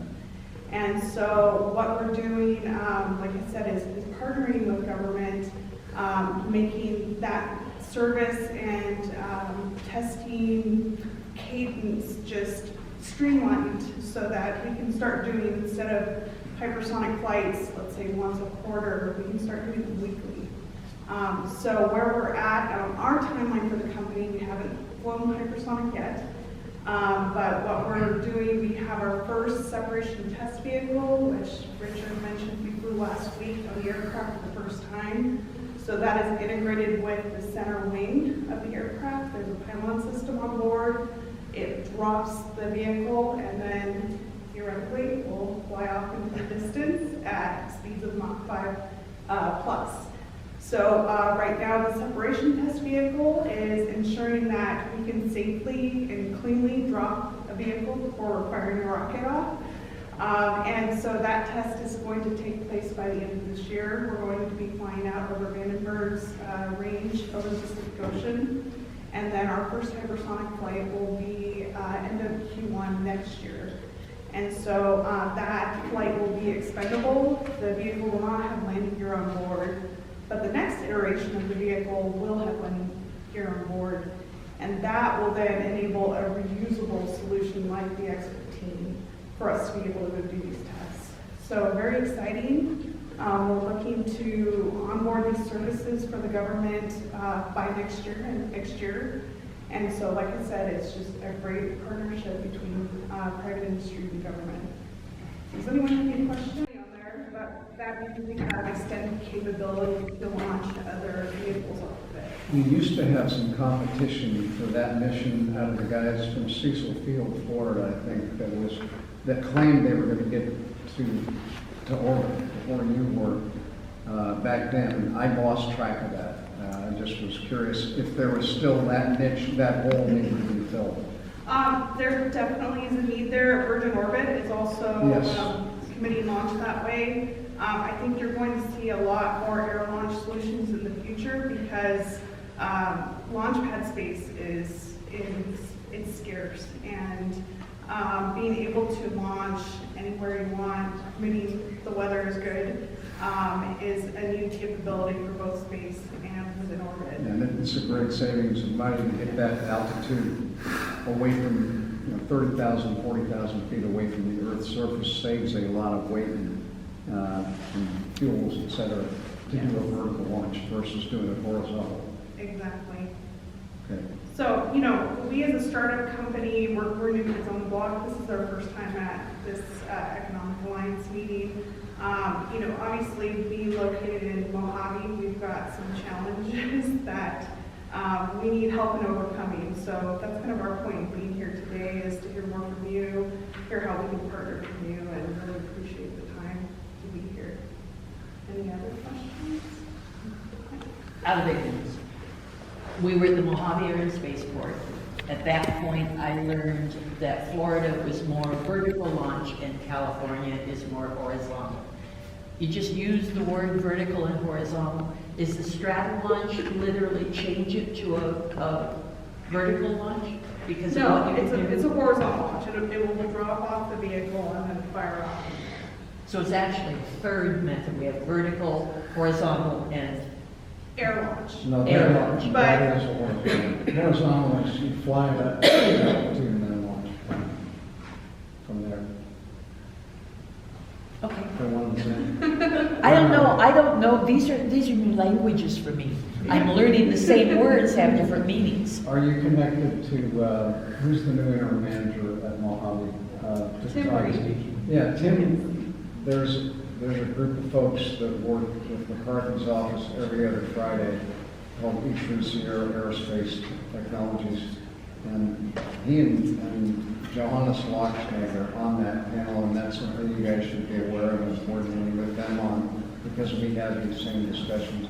We're working on the hypersonic corridor together between the two bases in Mojave and the tenants like yourself from Mojave. So if you weren't aware of that, get plugged in with the interim manager or Johannes. Yes, Johannes, we know. Yes. Yeah. What would be something we talked about, how could the state support the industry? We talked about infrastructure, right? In terms of financing, what would be one or two things that, on your list, that would help? So, you know, in Mojave specifically, housing, the money kind of comes into the spaceport and then flows right back out. And so, with the new dry port announcement, we're hoping that, that would create more infrastructure and jobs in that area, and then more developers to come in and create more housing for employees. They travel from all over. A lot of us live up in Tehachapi, down in Lancaster, but the millennial generation and beneath that really value time and don't want to spend a lot of time commuting. And so they want to live really close to where they work. And so we have some challenges there.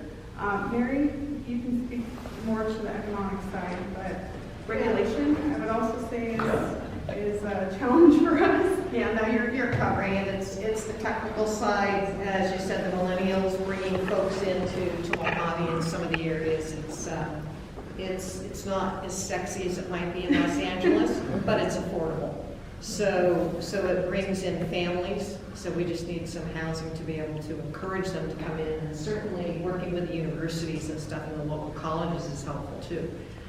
Particularly with the recruiting, because we're always interested in bringing in interns and in training them in this very unique field. So it's kind of an exciting experience for many of the millennials, and obviously we're always looking for folks that have a lot of experience in the military side as well. Yeah. Are you guys plugged into B3K aerospace cluster? They were at the meeting last night. Okay, so good. Yeah, so we're working multiple fronts. As Mary mentioned, job skills is another challenge area for us in that we're sort of in an education desert.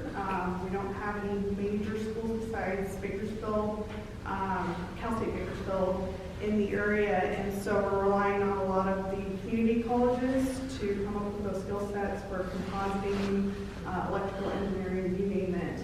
And getting folks to come in from the outside that are highly skilled and more specialized is a little bit difficult for us. How many, we were talking before, how many employees do you have? We have 250.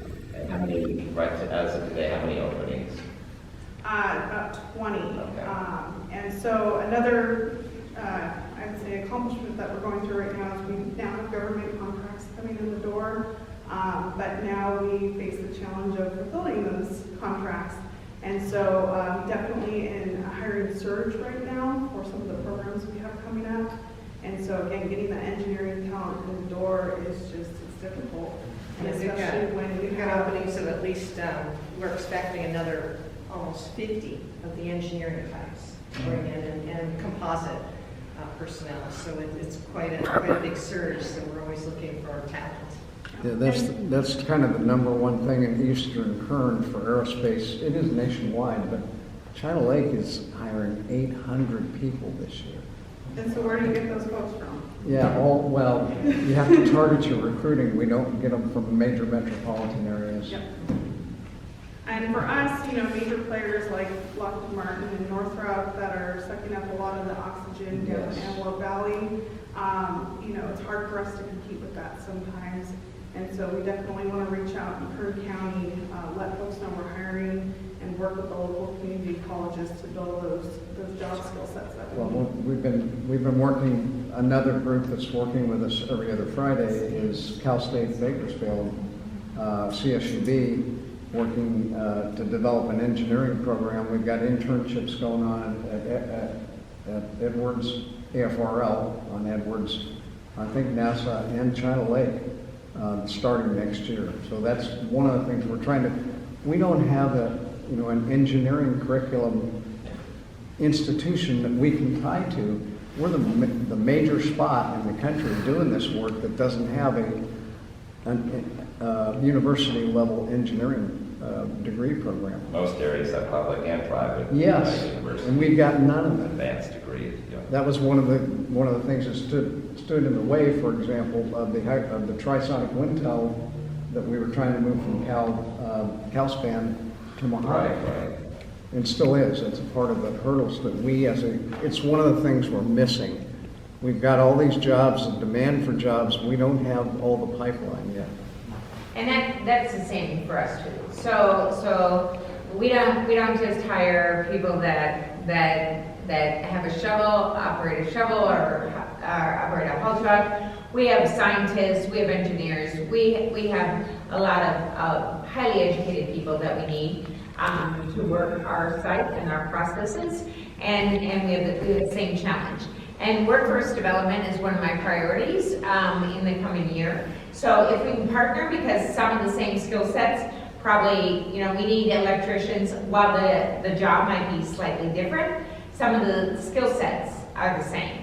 And, we need millwrights, we need people who weld and fabricate, so you're talking about fabrication, we need those sets here as well at the mine. So while we're different, in some ways we're very much the same. And you talk about being in the middle of nowhere, we're in the middle of nowhere. You came out here, so it's harder and harder to attract people, but we're trying to support, the area, the region, the community, trying to do all those things in order to attract new people. And how high is that wing above the ground? It's 50 feet off the ground. The wingspan is 385 feet, so roughly a football field. So wow, we don't announce our flight dates because we don't like to overpromise and underdeliver. It's flight tests. Things happen, and the media will spin it up to make it seem like something's wrong, and it's not. But I will say, roughly around the first week of December, we'll have a rehearsal flight for our separation test. And so if you have the opportunity to go out to 58, you get a great view from anywhere on the highway next to the spaceport. Come out and see flight. It is surreal. You won't believe it. It's impressive. So again, thanks for having us here. Thanks for coming. Thanks for coming.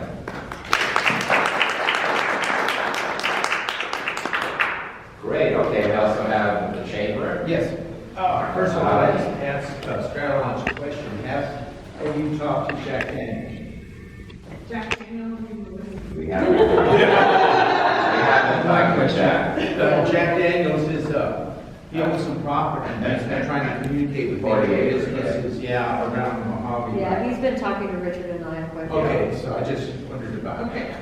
Okay. I've said that before, and we always get a joke with Jack. I'll see the other Jack Daniels tonight.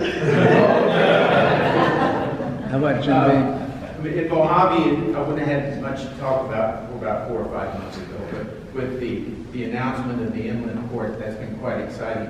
We've got a lot of interest, a lot of questions. We've had some brainstorming sessions in the community, and I'll have something for you in the next few days. One of our fraternal organizations had a couple meetings and put together a brainstorming session to talk about what things we may be able to benefit with in the community of Mojave with the inland port.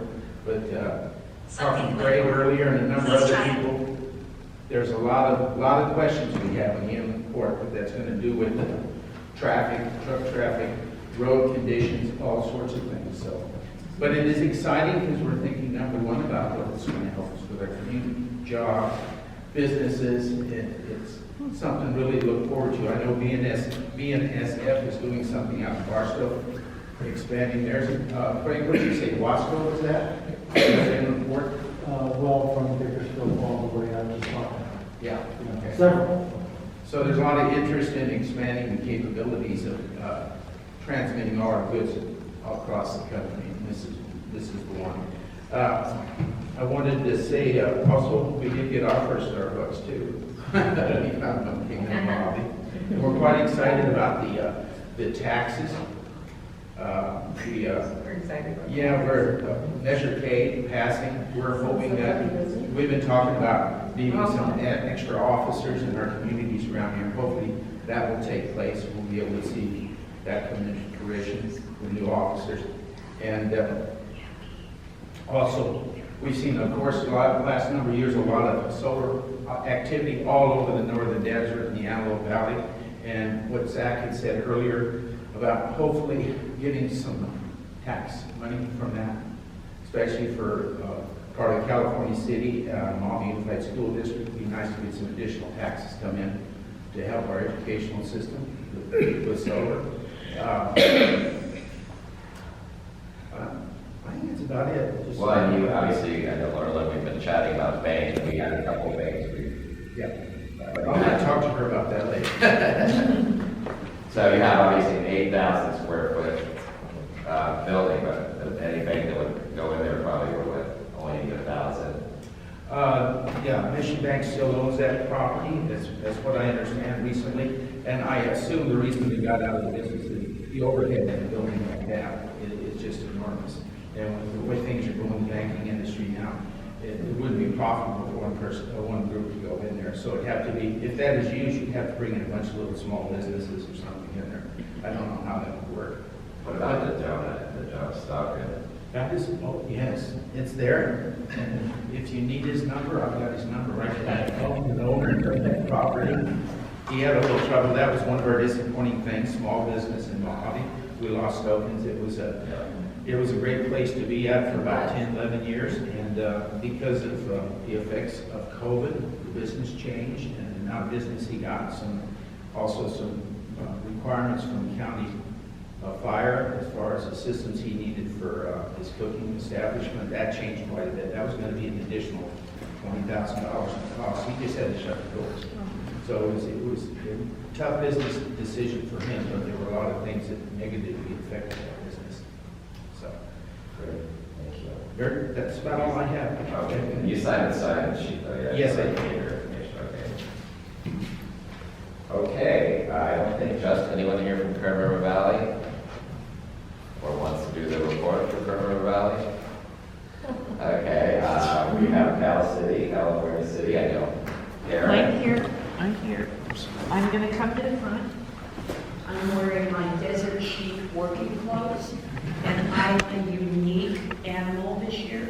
I don't have to go to office until 2024 for city council, so only right under the radar. Now we have a snow globe of who knows what's gonna happen. We either have a big upset with a new mayor, or we have the old mayor coming back when they count the ballots. Who knows what's coming next? And I ran for East Kern Healthcare District and got elected by affirmation because we had 3 openings and 3 candidates. So I'm wearing my angel wings in case you can't see them. But what I'm really gonna say is that this is a new opportunity with the election and everything that's going on. And Greg taught me earlier, if you can't report out on the meeting you attended, you didn't attend the meeting, you just wasted time. He didn't use those words, those are mine. So I have learned so much about what I want to do, so much about what I want to talk about, so much about how we have all this space out here, and California City has been kind of under the radar and off the map. I think it's time for us to step forward. There is so much that you guys are talking about. So we're getting a new seafood restaurant. City manager just approved the site plan. We're getting a car audio stereo thing. For me, I'm getting old, that's not such a big deal. But for most of the people in town, that's a huge deal. So we're looking up. And I want this partnership. It's not just public-private, it's the partnership of all of us in eastern Kern County with all the stuff that we can do. And if we do have a new mayor, I'm going to beg to be part of the Kern EDC as well as East Kern Economic Alliance. So we'll see what happens. You have a new city manager? We have an interim city manager. He's a CalPERS retiree, so we have 760 hours. I don't know if he's going to come out of retirement, but we're trying to make him love us. But I have a plan, even if that doesn't happen, that we could maybe bring in an assistant city manager and have him be the mentor, all these things to wander through. But this man comes in with the most experience of anybody I've yet worked with, and it's really, really exciting. Thank you. Thank you. Okay, so we have Richard? Yes. Could I add on a few? Oh, yeah, no, things please for Cal do. City? Please do. Okay. I had a couple of things here. Full disclosure, I was put in the seat here about 2 hours before the meeting because our person that was going to come couldn't make it. So I jotted down a few things in addition to what Karen was saying. And I'm not going to compound on what Ted said about the inland port. We're up in Cal City. We're very excited about that too, for the opportunity for employment for our area. The home construction in Cal City stays strong. Right now, we've been running pretty close to 100 permits on the books almost every month for almost this entire year. And just when you think it's going to slow down due to the interest rates and all that type of thing, it just keeps going. So we're hoping that continues. Right now, also, the city Frontier has a contractor out there, and they're running fiber throughout the town. And that'll be a big improvement over what we have currently. We're really excited. We're going to have an urgent care opening very soon. It'll be December. Dr. Kim hopes for December. He thinks realistically, that's his wish, is December. It might go into January. And we're really looking forward to having that. That's going to fill a huge gap for the healthcare in our town. We have great folks that are there already, but we don't have an urgent care, so that will help a lot.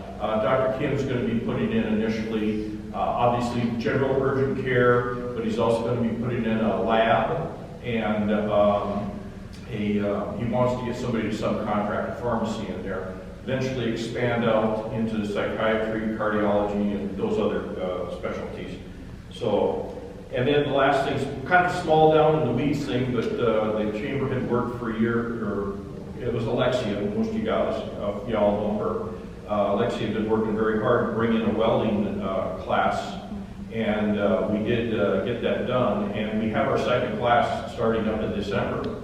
And really excited about that. And then the biggest piece of that too is in the future, that gentleman that runs that mobile company wants to bring in other trades also. So that would be nice to become more of a training hub for the trades. So that's it. Thank you. Between the chamber and the city. The city's providing a space out in Central Park. Okay. And because they bring in a semi that's set up with classroom and welding stations. They take 8 students at a time through the process, and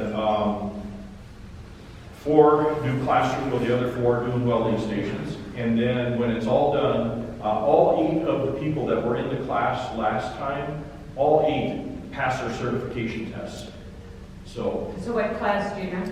Huh? What class of welder? I do not know. That's dope. It's obviously, these are people that are starting from scratch, none of the higher specialized classifications. That's good though.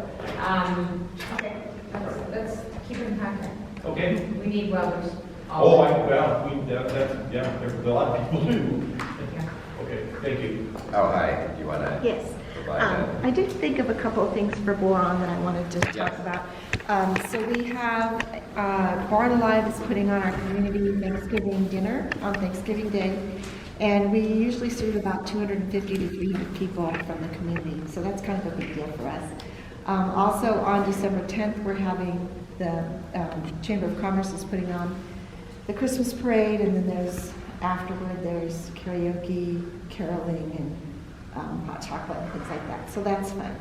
Also, we've noticed that there's a pilot truck stop that's being built just past North Edwards, which we kind of consider part of Boron. It's right at the exit for Edwards Air Force Base, so I think that's a really good location as well. I also wanted to thank Rio Tinto again for the pool, because this is my community. I grew up here. In fact, I was just thinking that when the last pool was opened was the year I graduated from Boron High School. So I hate to age myself, but it's been 50 years to that pool. So, and I taught at the high school. That was my career. So I know what a big part of the high school culture and also the community culture that pool is. And you were mentioning that the community reached out on social media to get donations, and it was really heartwarming. People said, "Oh, I remember taking swimming lessons at that pool." And just every time we reach out to people, they do comment from all over the country. Shelley's right. She's absolutely right. And that's like, the first one said that, second one said that, third one, it was just repeated over. And naming different people that had taught them, and all the different high schoolers that were their lifeguards. And the last thing is I really want to thank Altadena for coming into Boron to take over our hospital building, which has been empty for about the last 10 or 15 years. We've kind of been keeping it on the low down a little bit in the community, but I've been leaking it here and there. That they've come in, they bought the building, and I think they're bringing some health care to our community, and also just with the rehabilitation center. I think it's going to be a huge, huge benefit to the community, so we thank them. Are you going to open the facility quietly? Are you going to open with a grand opening? What are you recommending? Well, we'll have a grand opening when we do open. There's a lot of time, a lot of paperwork, a lot of licensing to be done.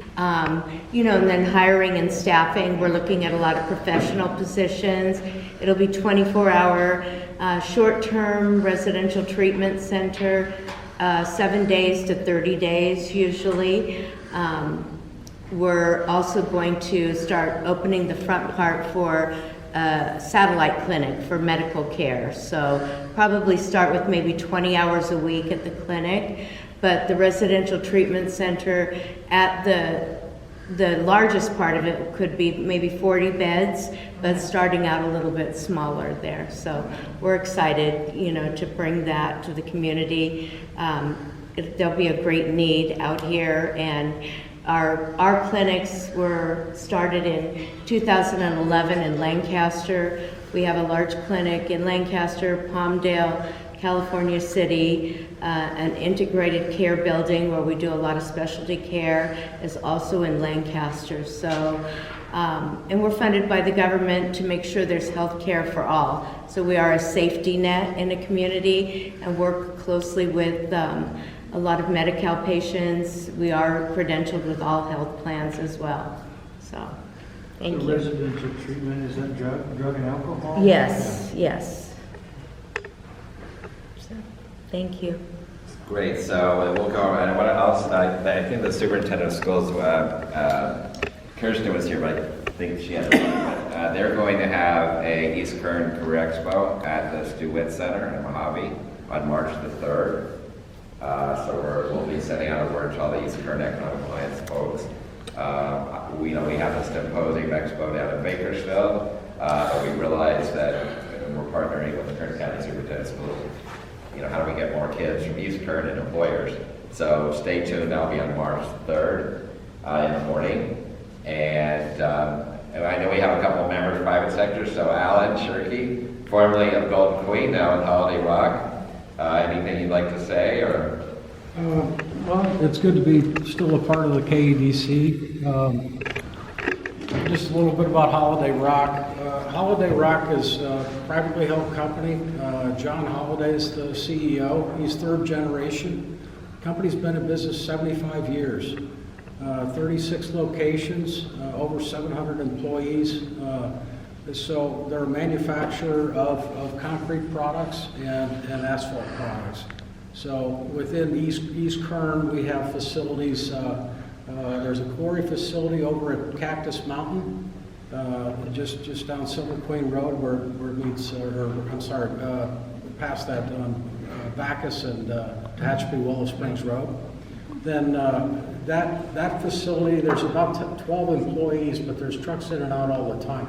That's the quarry facility that serves the Tehachapi Holiday Rock concrete plant and also Bakersfield. We also have plants. The Tehachapi Holiday Rock, is that, where is that? The headquarters is in Upland. Okay, but where is the location in Tehachapi? In Tehachapi? I don't know exactly. I've been there 3 weeks. It's a concrete plant. So. Yeah, correct. Correct.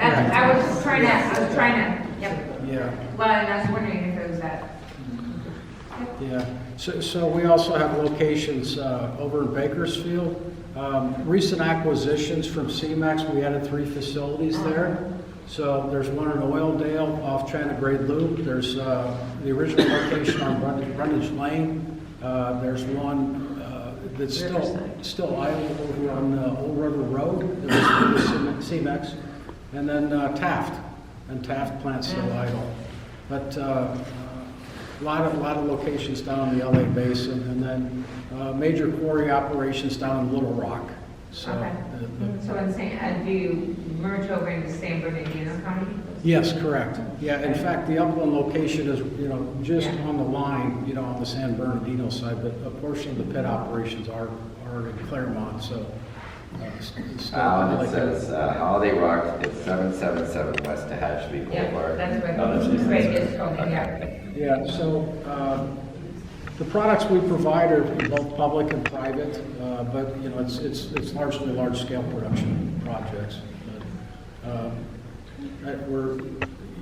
it's one of these products that you just really don't pay much attention to, but it's all over the place. Well, thanks for, we look forward to seeing it at future meetings too. Yeah. And then we have, let's see. Yes, Adventist, any Adventist updates? Yes, I guess good evening, everyone. It's really exciting to actually hear all the incredible things that are happening in East Kern. And it's really I'm really happy to actually hear all the great things that are happening within Tehachapi. Just as Greg mentioned, we have a Starbucks that's coming up right around. And my staff, they are already preparing for the walk to Starbucks. So I'm not quite too sure how much patient care is going to be taking place once Starbucks actually gets there. As many of you all know, Adventist Health has a proposition on the November 8th ballot called Measure X. We had a little bit of challenge because there were some challenges with some of the wording that was actually on the ballot. However, it looks as though right now we've got the unofficial results and we are good to go, unofficial. So with this, what Measure X is a no-cost lease extension. No-cost lease extension with Tehachapi Valley Healthcare District, which would enable us to go ahead and build a brand new state-of-the-art 2,000 square feet outpatient pavilion. For those of you all who have ever seen our rural health center in Tehachapi, it's a 1,000 square foot space, and we have multiple providers that are squeezing into that space and trying to see patients out there. And it's been extremely difficult. Tehachapi is growing. The need for additional healthcare services is also growing as well. And so what this space will enable us to do is to expand on our footprint. We'll be able to expand on with our primary care services, specialty care services, behavioral health, as well as we're going to be bringing dental care for the first time to our community. So we're really, really excited about that. Right now we're in discussion about expanding on our surgical services. So we had, at one time we had podiatry, that we're providing those services at the hospital. Roughly during the time of COVID, we had to kind of stop that a little bit. But we are going to be bringing podiatry back. We have a lot of patients that are in need of podiatry. We're also looking at expanding our GI surgical cases. So we're going to have more days available for those patients that require GI. And I'm trying to think of if there's anything else. But there's a lot of really exciting things that are actually happening at the hospital. For those of you all who have never visited the hospital, please feel free to reach out. I'll be more than happy to go and take you on a tour. And any questions? Maybe we could host East Kern Economic Alliance at the hospital soon. Yes, I know you also had another venue. Oh, that was for lunch, right? Or- Oh, yes. Matter of fact, we have probably some of the, Do either one. well, there's a lot of great restaurants within Tehachapi. I would add a cafe to those great restaurants. We've got some incredible food. I don't know if you've ever tasted the food there, but I'm pretty picky about where I eat, but the cafeteria was a place that I thoroughly enjoy. So for those of you all who are looking for a place to eat, come by the hospital. And I just want to add, at the mine we had a drive called Coins Against Cancer, and Stephanie's gonna help me get those coins counted. I cannot even lift the weight of the coins. I can't. Coins? Yeah. Coins. They're heavy. Change. You know, Change, you Oh, know. not one coin. No, like pennies, nickels, dimes, quarters, coins. Money. I think. I bought this little change counter, and after 10,000 pennies, I just said, stop. Anyway, but the foundation at Adventist Health, I reached out to them, and we developed a great space. Rio's gonna add some money to it, and it's going to be an East Kern breast cancer support fund, because a lot of women who get the diagnosis or an abnormal mammogram, they don't have the funds to necessarily drive to Bakersfield, gases, or they have to have babysitting, or they have to have several things to take care of themselves. And your social workers find those needs. And so this fund is going to help offset some of those costs. So that makes all of us at the mine very excited, because it'll expand to all of East Kern. So thank you for that. I called and you guys said, yes, we can do this, we can figure it out. So that was great. Thank you. Thank you so much, Mary Beth. And again, the hospital is here for you all. If there is a service that you all are in desperate need of, please feel free to go reach out to me. We are always trying to find ways in which we can expand on our services, bring more providers out. Unfortunately, a lot of our providers are coming from Bakersfield. However, we do have extensive resources that we can actually pull from. So thank you so much. I would like to also talk to you about potentially, if there are healthcare needs within Boron, we want to become that provider as well. So, I don't know who's actually here, but we're looking to have some sort of footprint here in Boron to ensure that access is provided to the people here. Okay. And Mary Beth, Martin, for East Kern Healthcare, I would like to talk to both of you about the cancer fund, because we do have a line item in our budget for specifically a cancer fund. So if we can come up with an MOU that works for everybody. Would love that. Yeah, that'd be cool. Ashley, you have a waste management update? I'll be quick, I know we're running late. So just continuing to work through SB 1383. I know in Ridgecrest we're doing cart deliveries right now to residents, and lid deliveries, and just getting all the outreach printed and ready to be put on each cart out there, so that by January 1st you guys can start putting food waste in your new cart, your organics cart. So that's going on in Ridgecrest. We continue to work with Cal City's city manager and staff on implementing SB 1383, as well as with Tehachapi. Speaking of Tehachapi, we are making some much needed improvements, right, Greg, at our facility out there, so you will start noticing some really neat improvements at that facility, and hopefully eventually we can host something there one day too. So at your actual waste management facility? Yeah, in Tehachapi. Yeah. Just a little facelift and things that should have been done a while ago. So we're excited about that. So can't wait till all of that's. And can you tell me what your new cards for residential food waste will look like? I'm excited. Just like your carts you have right now. So it'll be, you'll have a third cart for your yard waste and food waste material. Okay, so yard waste will be that. Yeah, you'll be able to put all of that in there. Will it be the size of a blue cart? Yes, roughly around 64 gallons Okay. is what we're looking at. We're still figuring out the specs and what that looks like with city staff, but typically that's what we're seeing. Just because it can be so heavy, it can't be too large. Is it vacuum packed? I mean, you're putting food waste outside, it's 100 degrees. Like, It's not 100 degrees in fact, it's only 100 degrees. I mean, I'm saying like with Ridgecrest. Like you have this cart out, like the cart, how do you define food waste again?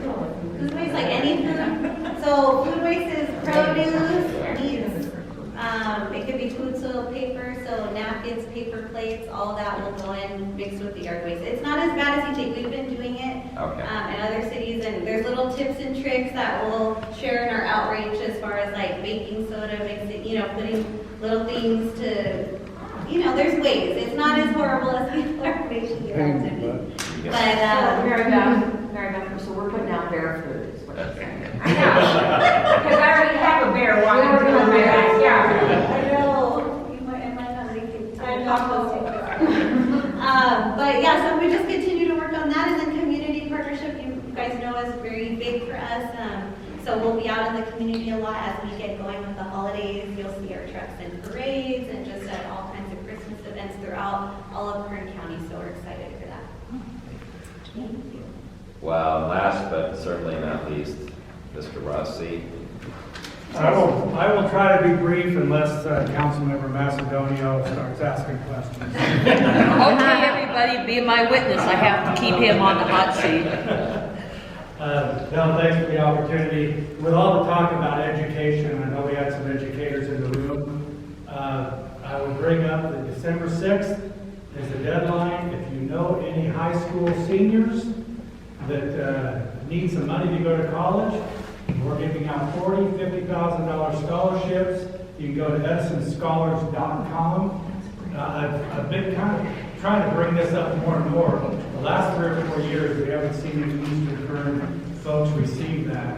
And so I've been working with the superintendent out in Ridgecrest and mentioning it here, and I mentioned it obviously to the superintendent. What is the, Does Boron County know that? It's- Did you get that? is it for a school, does the school have to be in California? It's science, technology, engineering, and math. It's the same stuff that we're all talking about. So I'd like to make a plug. My daughter was a national semifinalist merit scholar. There are only 3 in the whole county. She's much smarter than I am, and my wife too, but would that be something that would be? I would have her go on and apply. And just, not to belabor it, but probably one of my best days at Edison was giving a scholarship to a young gal out of McFarland, Diana Valenzuela. She not only, we surprised her in the classroom, but she went on to intern for Southern California Edison, is employed there today. And kind of as a side, her younger brother was in the 5th grade at the time, applied last year as an Edison Scholar recipient. So it's We kind have of to be related to them too. it's one of the fun parts of the job. Put her name on the application. Legacy scholarship. Friends And then on some economic development issues, since Kern River Valley wasn't in the room, we are under construction on a brand new service center on Isabella Boulevard. That work's been going on for some time now. We expect that to be completed March, April of next year. And so that's kind of exciting. It's a $25 million investment on the boulevard. We're very proud of it, and will help us expand service. Staying in the mountain communities with these dreaded public safety power shutoffs. We worked with the city of Tehachapi in trying to isolate them. We hammered the outlying areas pretty good last year. Well, these recent rains, we're feeling pretty good that we might be okay through the end of the year. The moisture content in fuels went way up, and I think I'll stop there because I know she's going to ask me a question. Who, me? I've got it waiting for you. You ready? I'm ready. I believe the name is Ground Squirrel Battery Storage. Is that the right name? Yes. How much are you going to be paying us in property taxes that Zach talked about? Oh, I don't know. It's going to be a percentage of the project cost, so it's a great question because you're going to be on our next task force call, right? I am, and I want to know because Zach said there might be a revenue stream, so. Ground squirrels, they actually create power, the squirrel. Yeah, they put it in a little round cage and it runs I mean, around. there is some benefit from the hobby ground school. Well, and on Cal City, last month I went on a job walk which actually started at Edwards, and it's straight across the desert to Cal City. We're going to be filing our PEA with the California Public Utilities Commission, probably February. That does not, it's later than we anticipated, but it does not slip the schedule. It was kind of a strategic reshuffling to make sure that they had everything they needed, and it would allow us to skip a couple of steps in the interim. So, but I'm going to be coming to all of you and asking for letters of support to encourage the CPUC to expedite that. One of the challenges that I can see coming to Eastern Kern County, as a lot of it is grid impacted, is it's wonderful to put lofty goals at the state level that have been referenced this morning. It's something I brought up with our senior executives, that unless there's some reform to the licensing process and the permitting process, it's going to be a challenge to hit the statewide goals. And so I would really like to use Cal City as the model for Southern California Edison and how we encourage the CPUC to license these projects so we can get them in the ground and meet the needs of the local area. So. I will take that on as a personal project, and then I'll call Richard and say, what do we need for a form letter? Because we will drive East Kern support. Yeah, the more the merrier on that letter, I'm telling you, because it's a big challenge for us. So anyway, that's it. Thank you.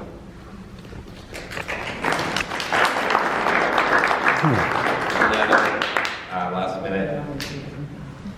Great, thank you for coming today. Great turn. Thanks everyone for coming. Bye. Have a safe trip back.